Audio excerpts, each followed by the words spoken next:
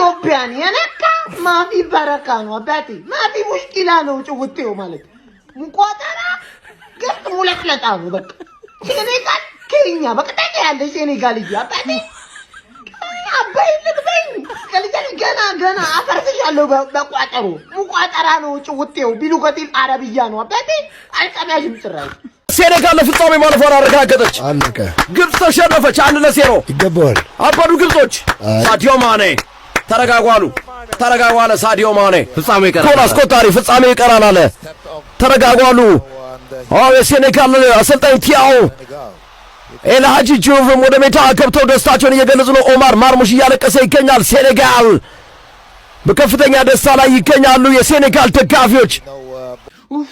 ወይኔ ረካውኝ ጀማው አንጀቴ ነው ቂቤ ጠጣው አንጀቴ ማለት ነው። ማኔ ትችላለህ ማኔ ሲጀመር አንተ አፍሪካዊ ደም ነው ያለ አንበሳ የኔ ጥቁር አዝሙድ ብያለሁ ዛሬ። እንዴት አባቱ የሚያምር ጎል ነው ያገባው አንተ ከ16-50 ውጪ እኮ ነው ጥቅስ ያደረገው ማን ትችላለህ ማን ግብጽ የምትባል ሀገር ሳው መኒ ታይምስ እንዴ ነው መቋጠርብሽ እኔ ተቃጠልኩኝ እኮ ባንጀ መጣ እኔ እኮ ቋጠሬን ያከሸፈችብኝ የመጀመሪያ ሀገር እኮ ግብጽ ነች እኮ የኔ ቋጠሮ እኮ የሚከሽፍ ቋጠሮ አልነበረም እንዴ ግብጽ ስንቴን ይበጣጠሰችብኝ ዛሬ ግን ሰራ በቃ ግብጽ ኢሊሚኔትድ መሆን ነበረባት ኢሉሚናቲ ሆና ከዚህ ውድድር ወጣለች ማታ ማለት ነው። ናይጄሪያ ቢያሸንፍ ደስ ይለኛል ሞሮኮ ቢያሸንፍ አይከፋኝ በቃ ከዚህ በኋላ ግብጽ ዋንጫውን አትብለው እንጂ ይፈለጋ ሀገር ከዚህ በኋላ ይቀራችሁ ሁላችሁ መርጣችሁ መውሰድ ትችላላችሁ። የምሬን ነው በጣም ደስ ብሎኛል። ለምሳሌ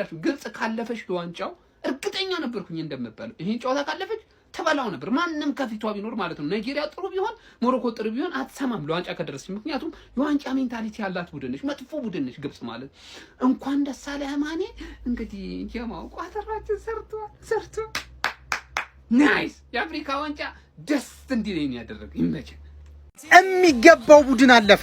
ሳዲዮ ማኔ ምን አይነት ጎል ነው ያስቆጠረው? ሮኬት ተኮሰው 1-0 በሆነ ውጤት አሸነፈ። ግብጽ ተሸኘች። ይሄን ፎቶ ሲያይ ግንስ እንደኔ ደስ ያለው ሰው አለ? ለማንኛውም ግብጽ እጅግ አስቀያሚ ዘግናኝ ለአይን የሚያስጠላ ጨዋታ ነበር ስትጫወት የነበረው። ሴኔጋል የቻሉትን በሙሉ አድርገዋል። በመጨረሻውም ፍሬ አፍርተው ሳዲዮ ማኔ ጎል አስቆጥሮ ሴኔጋል ወደ ፍጻሜ አልፋለች። ይገባታል። ያውኑን ጨዋታ ካየው በኋላ የምሽቱን ጨዋታ ላልጓጓ ነው በቃ ምክንያቱም ምን አይነት አጨዋታ ይመጣል የሚለው ደግሞ ሌላኛው አሳሳቢ ነው። ልክ 5 ሰዓት ሲል ደግሞ ይቀጥላል። የአርሰናልና የቼልሲም ጨዋታ አለ። እስኪ በሁለት እንዲደራርበንም ቢሆን እናያለን።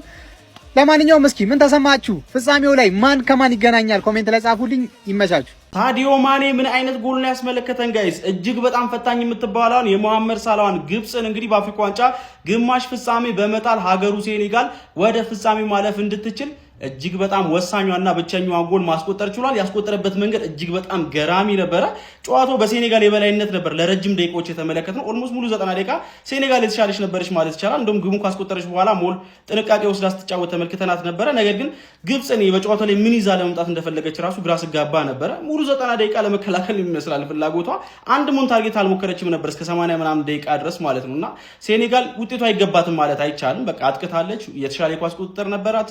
ጥሩ አጋጣሚዎችን ለመፍጠር ሞክራ ነበረ። ግብጽ ሞር ኮምፓክት ነበረች። ግብ ለማስቆጠር ዝግ ነበረች። አስቸጋሪ ነበረች። ፈታኝ ነበረች። ግን በመጨረሻ እንግዲህ ከሳዲዮ ማኔ አስደናቂ የሆነች ከቦክስ ውጪ የተሾተች ጎል አማካይነት 78ኛው ደቂቃ ላይ ሴኔጋል ጎል በማስቆጠር እንግዲህ 1-0 ጨዋታ መርታት ችሏል። ወደ መጨረሻ ደቂቃዎች ነው ታርጌት መሞከር የቻሉት ግብጾች። ለምን በዚህ ልክ ማፈግፈግ እንደነበረባቸው ግራ ጋብቶኛል። እርግጥ የካውንተር አታክ ቡድን ነው፣ ግን ካውንተር አታካቸውን በዚህ ጨዋታ ላይ ውጤታማ አልነበረም ማለት ይቻላል። አንድ ሞን ታርጌት ማድረግ አልቻሉም መሞከር በነበረባቸው ወይም ደግሞ ሴኔጋል ብልጫውን በወሰደችባቸው ሞመንቶች ማለት ነው። ስለዚህ ደካማ የጨዋታ አቀራረብ ነበረ ማለት ይቻላል። ለማንኛውም ሴኔጋል የፍጻሜ ተፋላሚው ሀገር መሆኗን ማረጋገጥ ትችላለች። ምሽት 5 ሰዓት ላይ ደግሞ አዘጋጇ ሞሮኮ አስደናቂዋን ቡድን ናይጄሪያን የምትገጥም ይሆናል ማለት ነው። ከሁለቱ አሸናፊዎች ደግሞ የሴኔጋልን በፍጻሜው የሚገጥመው ብሔራዊ ቡድን ይለያል ማለት ነው። ለማንኛውም እናንተ ስለዚህ ጨዋታ ምን ትላላችሁ? ሀሳባችሁን ኮሜንት ሴክሽን ላይ አካፍሉኝ። የፕላስ ምልክቱን በመጫን ፈጣንና አዳዲስ የሆኑ እግር ኳስ መረጃዎችን ማግኘት ትችላላችሁ። የደስታ ቀን ነው የምዝምታ ታ ይላል። በቃ አሁን ሪላክስ አድርጌ ሳልጨነቅ ነው ይሄንን ዋንጫ ማን እንደሚበላው ማየው ማለት ሊቨርፑል ምናምን የሳላህ ደጋፊ ምናምን የምትሉ አሽቃባጮች ማለት ነው ለግብጽ ለማሽቃበጥ ምክንያት የምትፈልጉ ማፈንደር ስለምትፈልግ ነው ለሱ ምክንያት እየሰጠህ ነው እንጂ የሊቨርፑሉ ሌጀንድ ሳዲዮ ማኔ የሊቨርፑሉ ሌጀንድ መሐመድ ሳላህን አስቀይሞ ነው የሸኘው። ስለዛ ቅር ሊልህ አይገባም። እናቴ ትሙት ሊደብር አይገባም። ገባሽ አይደለ? ኡፍ እንዴት ነው የሚያረከው? አሁን አርሲየም ሃንግማን ታስቀይምልኛለች። ላይቭ እንኖራለን።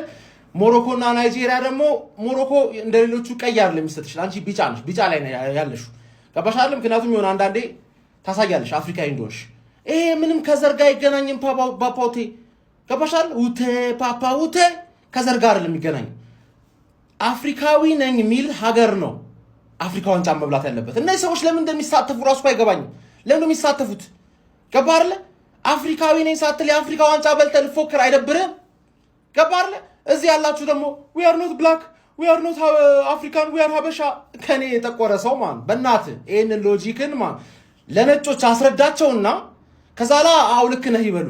አድክም ይሁን ሰውዬ ማን ገባህ አይደለ? ዓለም እንዴት አድርጎ እንደሚያየህ ነው እየነገርኩ ያለሁት። አንተ ራስን እንደፈለክ ልታይ ትችላለህ። ገባህ አይደለ? ራስን ለምሳሌ ራስን ኢላን ማስክ ነኝ ብዬ ላስብ እችላለሁ። $50 ቢሊዮን አለኝ ብዬ ላስብ እችላለሁ። ባንኩ ግን 50 ቢሊዮን አለ ካላለኝ የለኝም። ስለዛ ጥቁር ነህ ተቀበለው።